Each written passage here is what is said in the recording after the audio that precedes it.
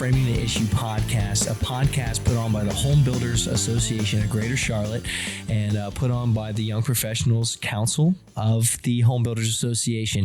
Last week, we talked about land development. We really dove into the weeds and with Chad Lloyd and Cody King, and we learned why you can't just go and throw a house on any piece of land, and there's a whole lot more to it. And so the next piece of our journey is going to get into entitlements, which is going to be a really fun conversation, and we have quite the guest lineup out here today. So first, I want to introduce our first guest. We have Bridget Grant, who has been around the Charlotte area for quite a while now. She's a Charlotte native. She went to the University of Cincinnati, and she's worked with the city on and off for the better part of, last 20 years? And so, Bridget, I'd love if you could introduce yourself a little bit more, not too much into detail, because I know you like to keep it short, but give me your version of Bridget. I've been here for like 26 years, so I guess I'll claim native. Okay. Not really. So my background is in city planning. I worked for a private landscape architecture and civil engineering firm, worked for Mecklenburg County Park and Recreation, and then worked for the city of Charlotte in the planning department, which led me to my current role at Moore & Van Allen, where we help people navigate through the conditional rezoning process, which means we help you get the permissions to build what you want to build, where you want to build it. It's a lot of strategy, community engagement, and project management. Fantastic. Morgan, you want to introduce Rob? Yeah, so our second guest is Rob Nanfelt. And, I don't have a great introduction like Bridget got because Rob likes to be a little secretive. Okay? We talked about this beforehand. We don't really know if he works with CIA or not. He might. Who knows? We'll find out today. Allegedly. But he works for REBIC, and he has for the last 6 or 7 years. So, Rob, if you want to give a little more detail about where you came from. Well, let me set the record straight. I started on a hill back in '94. Worked on Capitol Hill, and then a little bit of time in the district and an office in Fort Collins, Colorado, until about 2001. And then I got on with the Colorado Association of Home Builders, ran their lobbying shop at the state level for about 10 years. And then we moved to Charlotte in 2011, and I worked off and on for REBIC in a role for a while, and then I've been there permanently for about the last 6 or 7 years. And for our listeners, Rob, can you tell what the acronym for REBIC is and what it stands for? Sure. Yeah, the REBIC is the Real Estate and Building Industry Coalition. It was founded in the 80s by John Crosland and Alan Tate, formalized in the 90s, and we've been around ever since. Right now, our coverage area is Mecklenburg, Iredell, Cabarrus, Gaston, and Union counties. We also do a little work in Haywood County for the realtors. Fantastic. And also, too, Rob actually serves on the board of directors for the Home Builders Association as well. So it's awesome being able to go and work with him on a monthly basis, get updates around the city. REBIC is an awesome place to be, just seeing what's going on around the city and kind of pushing for that advocacy side for builders and construction companies, whatever it may be in the Charlotte community. So getting into entitlements today. Well, let's back up a little bit. Okay. So let's back up a little bit. Let's recap. I know that Aaron talked about what we talked about in the last episode with buying land. Okay. So here's the process. We talked about buying land. Chad and Cody talked about we're looking for land. We find this land that they want to buy. It's perfect for everything they think it's perfect for building and development.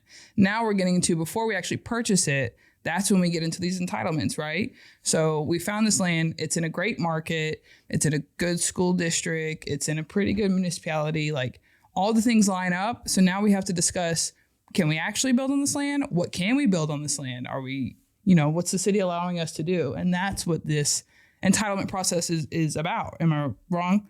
No, you're right. Okay. I was just thinking, I'm like, you just found the unicorn. It's in a good school district. It's available. Exactly. Everyone wants to know what you're talking about. Perfect world. That's how that works. And we find this perfect land that we want to build on. And now we have to go find or go talk to the city to make sure that we can build what we want to build on it.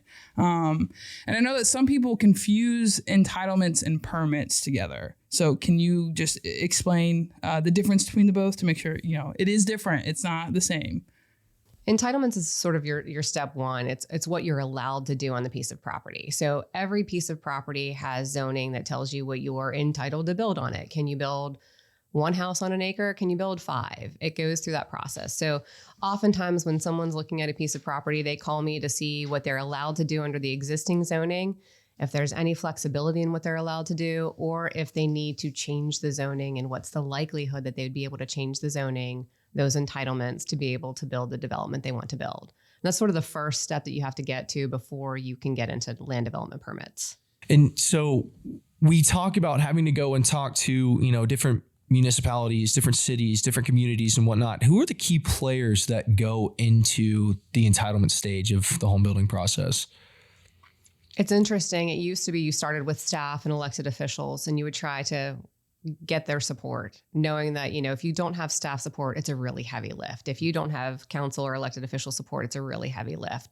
I would say the community, adjacent neighbors and property owners has become one of the biggest factors you need to take into consideration, because even if you have staff support and council support, it can be swayed by a really loud community group in opposition. Okay. Very good. Very good. And so you talk about those different kinds of oppositions. What factors most commonly cause that process to be stretched, getting your entitlement or longing out the process? What does that look like? I think because there's been so much opposition, and Rob, you can help weigh into this.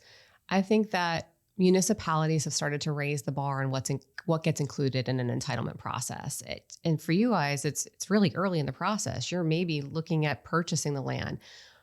Municipalities are now expecting you to have your full tree surveys done, a traffic study done, a higher level of engineering than we may have historically had to have in the past. That's really drawing out the process. And then in some cases, it's changing from one community meeting being required to 2 and 3 community meetings being required, and all of that can elongate the process. And there's a bigger or a larger upfront investment now than there was before, with there's a potential for success, but it's not automatic. So you could invest a ton up front and not be able to finish. So it gets it's very political. Just for purchasing land and trying to build a development, it can get very political in that aspect. It's kind of very political, and Bridget's right. The community is really the most important segment at this point, because the elected officials tend to listen to the few loud voices instead of, generally they listen to those few loud voices instead of looking at the big picture and understanding really how this would fit into the overall scheme of what we're trying to accomplish as a city or a community. And there's so many mechanisms to engage. I mean, if you look at Facebook, nextdoor.com, change.org, community groups are utilizing all of that to really rally people who may live nowhere near the site to raise their concerns about growing cities and growing in the region in general. Yeah. So you bring up those community meetings, right? And I've talked with a couple of people, specifically Elise Smith. She's our chair for the Young Professionals Committee, and she was talking about how lovely community meetings are and when they're called. So what does it look like in one of those meeting rooms when it's going down? I think people are getting really vocal. For the most part, it's civil. Truly, for the most part, it's civil. There are people who are genuinely concerned about the impacts on their property, concerned about stormwater runoff from new construction onto their site. They're concerned about view sheds. If a multifamily building is going to be next to my home, are you going to be looking into my backyard? Mm-hmm. They're concerned about traffic. I already can't turn out of my neighborhood. The amount of time some people are waiting to turn out of their neighborhood, I've heard as much as 15 minutes, Rob. It's pretty, like in Belmont and some of the places like that, it is getting pretty bad in some places where you takes a while. Somewhere it's like 2 miles down the road and it's taking you 20 minutes to get that down. distance. Yeah. So we're having to navigate how this development will impact existing residents in the area, but also look at there may be a broader community impact and benefit, which is providing more housing. Mm-hmm. Right.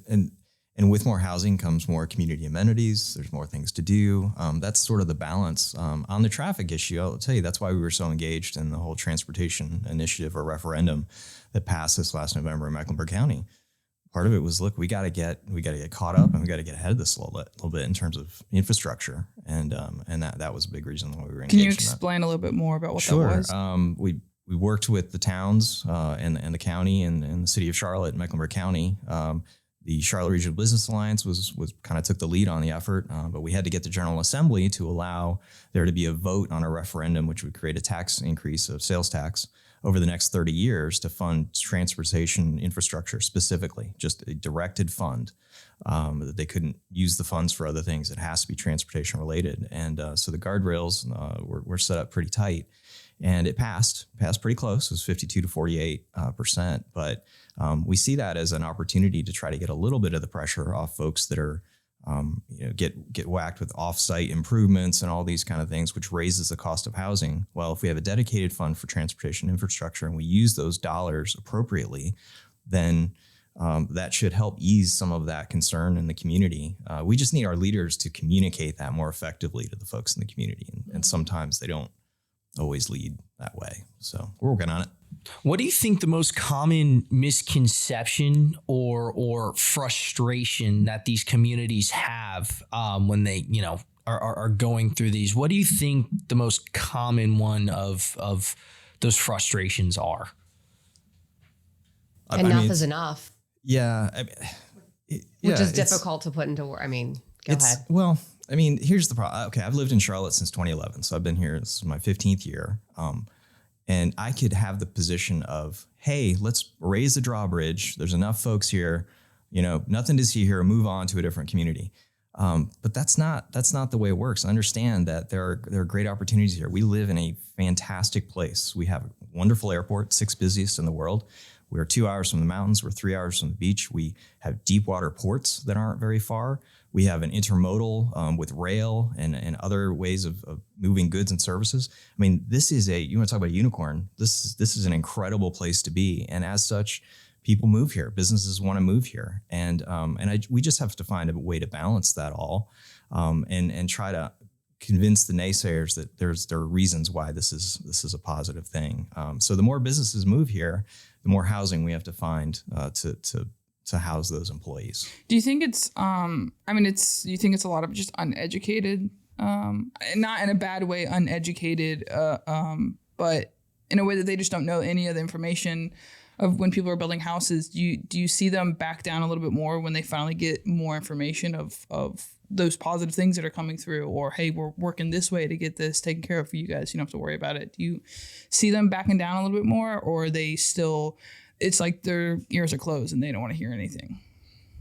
I wouldn't say it's a lack of education. I think it's this is the biggest investment I have in my life. I'm protecting my home value, and I'm not opposed to growth. Could it just go someplace else? Mm-hmm. We hear that a good bit. And people are, I think a lot of people generally understand we get better restaurants with more rooftops. We get more services with more rooftops. People don't like the fact that schools are reactionary. We don't proactively build larger schools because the population may come. We don't proactively go out and widen the roads. Everything tends to be a little reactionary. And I think that's a hard pill for anyone to swallow. Yeah, agreed. So that brings me to my next question. You talk about having the restaurants with the rooftop bars and all the amenities and whatnot. So entitlements don't just revolve around residential pieces, residential communities, but it's commercial construction as well. Anything that needs zoning. Okay, very cool. Anyone has zoning. Every piece of property has zoning on it. That's just what you have today. The entitlements process is your desire to change that zoning to something else. Is that a good? Yeah, but I'm telling the breakdown in Mecklenburg County. What's the in the city of Charlotte, right? It's still 85% single family. Oh, I'm not aware of that percentage. It's pretty high. It's pretty significant. Mm-hmm. The zoning is mostly still single family. Now, the changes with the Unified Development Ordinance that's passed a couple of years ago allow duplexes and triplexes and now potentially quads in certain single family areas. But again, that happened and there was immediate pushback. There were some on council that wanted to reverse that almost immediately. But that densification happens in a growing community and frankly a rebuilding or redevelopment type of community, which is what the city of Charlotte is becoming. All right, so let's bring that back a little bit and slow it down a little bit. Can you explain zoning, actual zoning, for people that might not understand what, when you say places are zoned a certain way for single family home. Like, can you explain what that is for people who don't know? Absolutely. So zoning tells you what use you can put on a piece of property, whether you can put a single family home, a duplex, an apartment, or a commercial use. It then also tells you how tall your building can be, how much land area you can cover with a building, how close you can get to the property line. If you're adjacent to specific uses, how many trees you have to put between your development and the development next door. So it really is the framework by which you can develop. And they're rule. I mean, they are guidelines. There's no flexibility in that. You have to adhere to it. It's law. So the only flexibility is from community to community. It's just different set of rules. So when I guess you get to the nitty gritty piece of that, right? Say you want to go and purchase a townhome that's going to be a part of the community through, a land development company, right? To be able to go figure out the zoning and figure out the entitlement, is that on the consumer or is that on the land development company that you're buying through to be a part of that community? By the time you're going to buy, it's already gone through zoning and permitting. So they're typically not selling units until everything is fully baked. So this is like nothing's built at all. Ground zero. You see this piece of property in your city or, out in the country or whatever. You see this piece of property and you're like, even if it's just one home, like it's private bought, like you see this piece of property and you're like, I want to build my house on that property. You then have to look at the zoning to see if it's a farm, right? Farmland that you can't build on, or if you can do a single family, or if you're in a city, it could be a commercial property that's zoned that way. And oftentimes when you look at something and nothing's built on it, you need to ask yourself, why? Especially in today's day and age, it's building so much everywhere. So if you were in a populated area and there's a piece of property that's nothing on it, there's probably a reason somewhere. A wetland, environmental features, the buffers are so big on it that it actually leaves your buildable area much smaller than what it looks like on the surface. And so you do that evaluation. Every piece of property, you go through a due diligence exercise to evaluate what's there today, what's allowed today, and then you evaluate it against what you would like to do on it.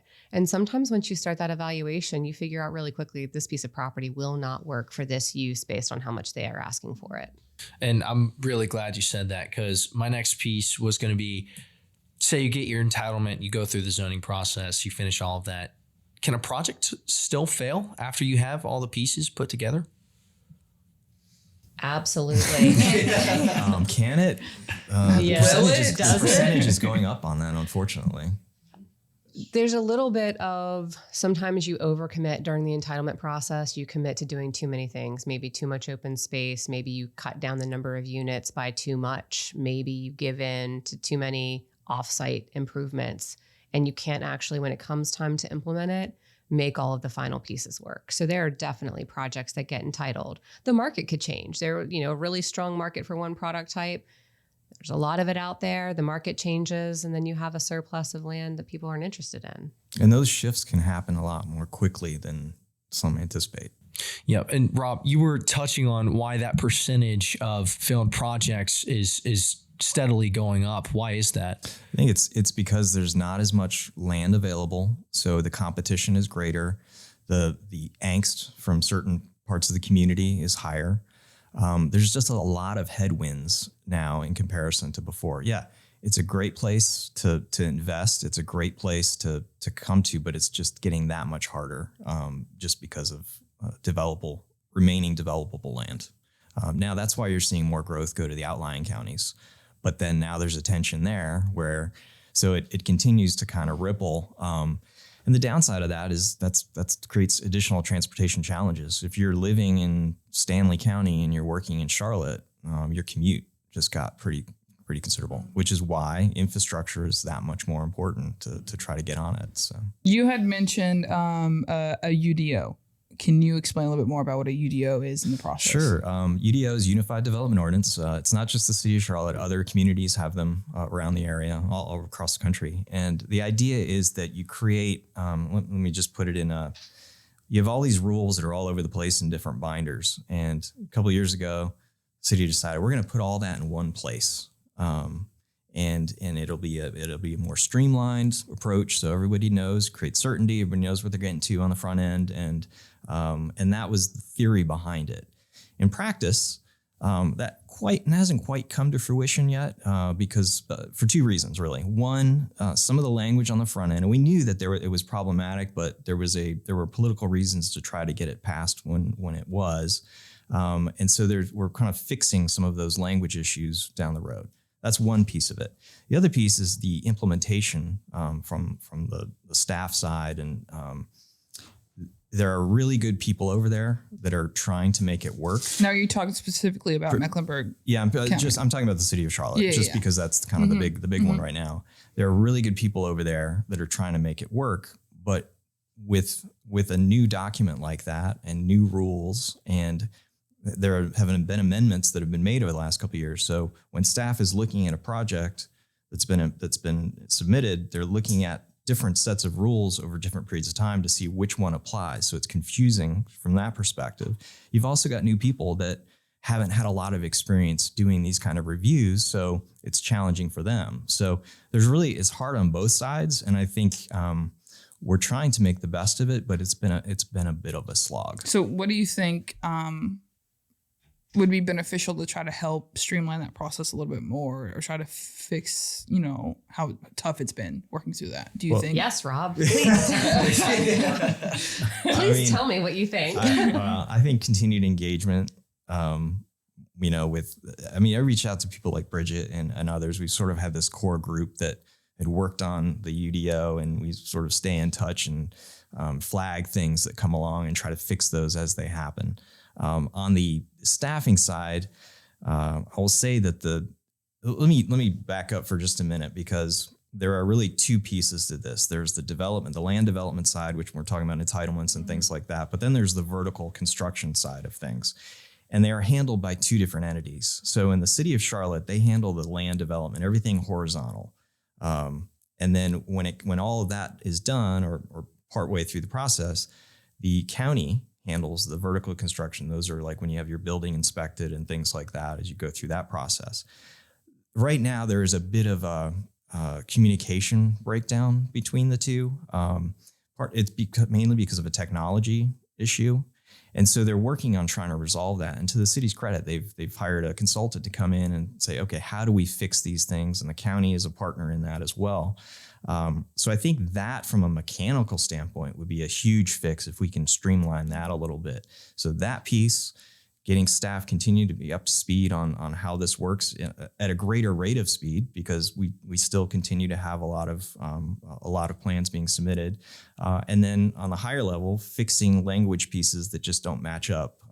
Things that weren't maybe contemplated early on in the process, and now that we're down on the ground and the nitty-gritty, it's like, oh wow, this really doesn't work. We need to fix that. So circling back through all that process, how there's like a lack of communication, how does that affect the process when you actually are doing your entitlements, and does it make it last a little bit longer? Like if that was fixed, do you think it'd be a quicker, like, hey, please let us know what the zoning entitlements, whatever it is, do you think it'd be faster if that's fixed? I'll let Bridget talk for her clients, but I'll tell you that the slowing of the process is a huge problem, because time is money, especially for carry cost. I mean, people just don't understand there's a carry cost. And the interest rates, if people are borrowing money to do these projects, you're looking at, acquisition, construction, development loans have been in the 12 to 14% range. I mean, that's expensive money. I think there's a lot that everyone's trying to do to fix the problems. I think that this still comes down to relationships. As much as entitlements are a technical exercise, you really have to have the relationships with staff and the municipality to get them to slow down and work with you to find resolution. I mean, we've had a really good relationship working through the UDO. There were a lot of unintended consequences from both the development community's perspective as well as from staff's perspective. There have been things that people just didn't anticipate happening. And so I think that collaboration and the relationship side has been really worthwhile. The UDO has proven to be more challenging than anyone expected it to be. It's taken a lot of coordination among people on the private side where you wouldn't have historically called one of your competitors. We're all sort of working together to make sure, are you reading this the same way that I am? And I can't be the one that keeps going back to the city asking them to fix something. So it's been a team of people working together with city staff to try to resolve it. Yeah, no, I think that's well said. So every city should have a UDO pretty much, though. Every city has a zoning ordinance, whether they keep their zoning ordinance and their land development code and their tree ordinance and their subdivision ordinance in one document that's a unified document or a separate documents. They all still tend to have it in some form or fashion. And what's the difference between a UDO and a zoning ordinance? Zoning ordinance is one part of a unified development ordinance. Yeah, it's one piece. And one of the additional challenges, at least in Charlotte, was everything was a priority. Trees, wide sidewalks, stormwater, transportation improvements, everything. Height, relationships. Height. And it's like, well, these are all priorities. Well, everything can't be a priority or nothing's a priority. And that is one of the things we've tried to unwind too, and talk to staff and talk to elected officials, say, okay, well, you got to pick 3 things because we can't afford 7. And that's a challenge. Nobody wants to pick. And so, Bridget, you were talking a little bit about the profitability earlier, right? So as you see these issues arise and it's either taking longer to get the entitlement or to get through, the zoning laws or ordinances and whatnot, how does that affect the profitability of the house or the property that you're going to be putting up? So I can just speak to it from my side and what I listen to as a consultant that supports the developers. Everything that you do keeps on adding up. It's cumulative. And sometimes when people are saying, well, this is only $15,000 or this is only $500,000 and you're building an entire community, when you pass that on to each individual home, it's not that big of a deal. Well, the entitlements process is really early in the process, like in the first 10%.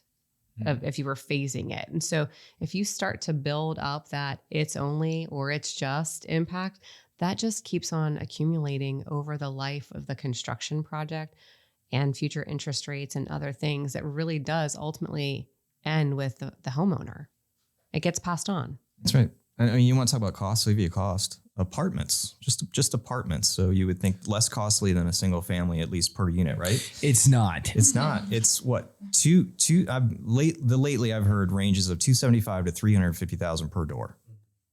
I mean, per door. Used to get a single family house for that. Yeah. When I moved to Charlotte 15 years ago, you could buy a pretty nice house for $300,000. So that is the result of that. But it's the idea that it's just this, it's just this, it's just that when you add all of that up, it can have a pretty meaningful impact on the final home cost for the home buyer. And if you're a young person wanting to buy your first house, it's a daunting. How do you get there? Yeah. And it's different if your home value is increasing because you have upgraded for certain finishes in your house. You're willing to take that on. But your home value increasing because the local municipality is mandating through the conditional zoning process that you have to have a certain amount of amenities in your community and a certain caliber of amenities in your community. That's getting passed on to you. It might not be something that you value. Get back to the entitlements on why do they exist and who do they benefit the most, if anyone? I think it benefits both sides. As a property owner, it gives me certainty on what I've invested in. I know what my investment is. I know what I'm allowed to do on my piece of property. I also know what my neighbors are allowed to do on their piece of property. So it gives me certainty on how tall the building next door can be, what the buffer relationship is between properties. So it works for me and for the surrounding property owners in providing certainty and playing by the same set of rules. It's protection. I mean, the city of Houston doesn't have zoning. I don't know a lot about the city of Houston, but I imagine there are some issues that arise because of that. You don't want to have a housing development next to a rendering plant. right? So zoning prevents that from happening. I've seen that. I think I saw it on LinkedIn, somebody talking about that, because other places, I mean, zoning's a big issue all over the nation. And I saw that somebody was like, what do you mean your zoning's an issue there? Like, we don't even have zoning over here in Houston. So like people do whatever they want. And I could see that there's like, across the nation, people just don't understand that everywhere is different. And, you know, some places like Charlotte, it's, you know, they're trying to get a little bit more uniform in zoning. And there's places like Houston that like everyone can do whatever they want. Yeah, there's a balance there too, though, because you can overdo it on the zoning. Oh, yeah. Which is what we were saying, that some projects don't see the light of day because they might have overdone it on the zoning. Right. So just to wrap up here, I'd love to get both of y'all's opinion. If our listeners could take anything away from today, if you're a younger person and you're really interested in being a home buyer someday, then getting engaged now makes a lot of sense. I'll just give you, since we're in Charlotte and we've been talking a lot about Charlotte, I'll stick to Charlotte for a minute. The primary election this last summer, 8% turnout in the primary. The year before it was, or the cycle before, it was under 5%. Those people, a lot of these elections are determined in the primary. So that amount of people are making decisions on the city is crazy. I mean, we're getting up to about 1 million people in the city. We're 15th largest in the country. Get engaged early, especially if you're younger and you really haven't been. That's number one. That's great. Very true. Yeah. Number two, use that engagement to force your elected officials to lead. And to not listen to those few loud voices, but actually lead and look at the big picture and do it for the right reasons. Unfortunately, we have some that run for office because they want to use this as their stepping stone to the next office. Get engaged in the city because you care about the city or you care about the region. Those are a couple of things I would do. Yeah. I mean, we've talked about that. We talked a little bit about it the last episode and then our intro episode as well, about just learning what the city can and can't do, like what they have control over. Part of it's the entitlement. So learning what they can and can't do and getting out and vote, learning who these people are that are running, like you said, like it's decided in the primary. So you need to understand that when you are buying a house, it's not just the developer who is deciding the price of it. It's the county and city as well, because they're making those decisions of how they can build a house, how many acres it have to be for a house to be built on. And, can you do 3 in 1 acre? Can you do 2 in 1 acre? Whatever. And that dictates the price. So yeah, like Rob said, I mean, you've got to get involved. You got to understand who your city is, who your city council members are, and get out and vote, and make a difference if you want to buy a house for cheaper. And I would say, building on your idea of like first-time home buyers, or even when you're buying a home, understand what's happening around you.